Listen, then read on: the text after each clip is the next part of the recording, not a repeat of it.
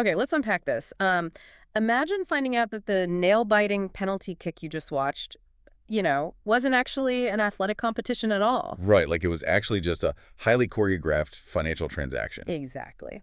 Welcome to today's deep dive. We have a really fascinating Spanish report today that exposes, well, the dark underbelly of the global digital sports betting boom. Yeah, it's a boom that has brought a pretty persistent shadow of fraud along with it. Our mission today is to explore this source and look at the evolution of match fixing, plus the frankly futuristic tech being deployed to stop it. Because, this isn't just about a few sketchy characters in a back alley anymore. Yeah. Online platforms have made betting so instant and globally accessible. Right. So the fraud has scaled right alongside it into these highly sophisticated multinational operations.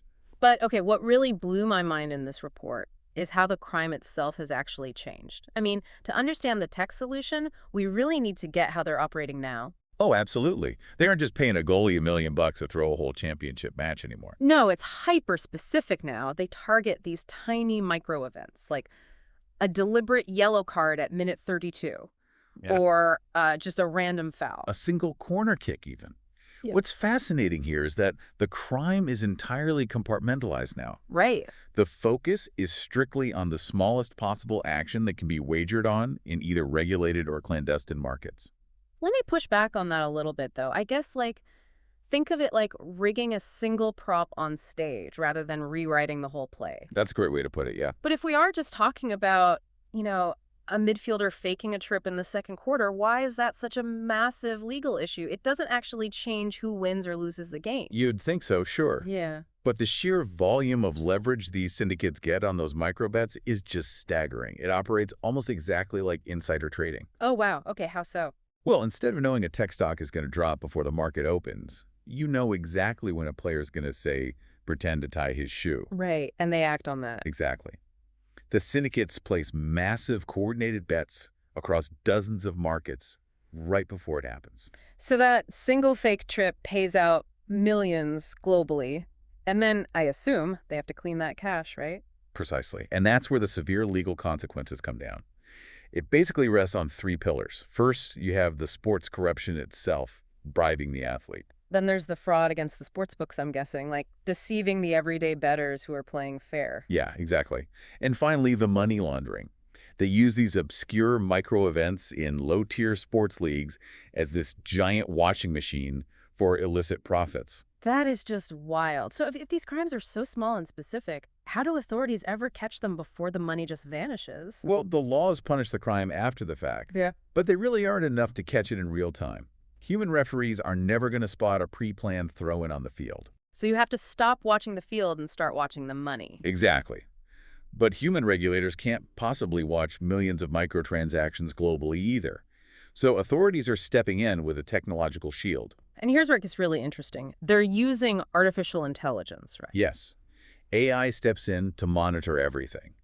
It acts as a preventive shield, mostly by identifying anomalous patterns, like unusually massive bets on those low-tier leagues. So how does a computer algorithm actually connect a sudden surge of bets in Asia to a random player getting a yellow card in South America? If we connect this to the bigger picture, it's all about establishing what a normal bet looks like.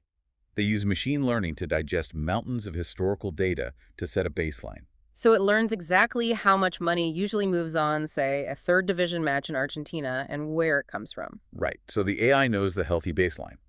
And the second an anomaly occurs, like a huge spike in bets on a specific player getting a yellow card, it flags it. It's basically acting as an immune system for sports. It learns what a healthy betting market looks like so it can automatically attack the virus of fraud.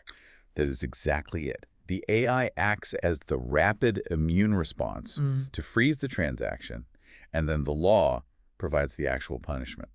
So what does this all mean for you listening right now? I guess it shows that fighting fraud requires this huge multidisciplinary approach, right? Laws, AI, and international cooperation.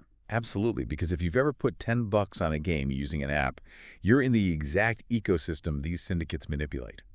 The ultimate goal of all this surveillance is to protect the legitimate uncertainty of the outcome.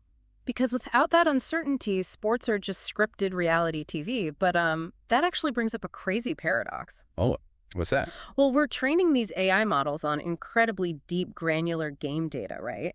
So they become absolutely flawless at knowing what a normal bet is based on how games flow. Right. The more data they eat, the smarter they get.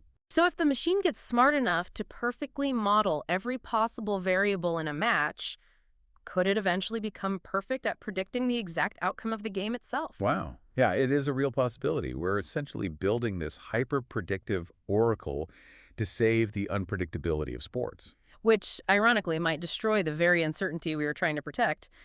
Definitely something for you to ponder next time you tune in and wait for the starting whistle.